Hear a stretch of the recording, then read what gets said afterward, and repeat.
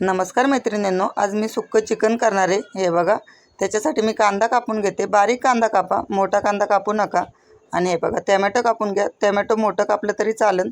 थोडंसं लसूण, कोथिंबीर आणि टोमॅटोची ग्रेव्ही करून घ्या। इकडे 2-3 चमचे तेल टाकले आणि खडे मसाले टाकले। ते कांदा टाकलाय तो मस्त परतून घ्या। तोपर्यंत इकडे मी भात लावला त्याच्याबरोबर खायला। आणि हे बघा, थोडंसं अद्रक लसणाची पेस्ट आणि सुके मसाले टाकून घ्या। तेही मस्त परतून द्या पाणी टाकून। हे बघा, ते ग्रेव्ही पण टाकली मी आणि एक नंबर होता असं चिकन। तुम्ही नक्की ट्राय करा। आणि हो, तुम्हाला जर माझे रेसिपी आवडत असतील तर प्लीज माझ्या चॅनलला लाईक करत जा, शेअर करत जा, सबस्क्राईब करत जा। आणि हे बघा, ग्रेव्ही आपली झाली मस्त। त्याच्यामध्ये चिकन टाकले, मीठ टाकले आणि थोडंसं पाणी टाकून मस्त शिजवून घ्या। आणि इकडे भात पण झाला आहे आपला। आता त्याच्याबरोबर खायला आपण तांदळाची भाकरी करूया। एक नंबर लागते तांदळाची भाकरी आणि चिकन। खूप छान झाले। आवडलं तर नक्की सांगा।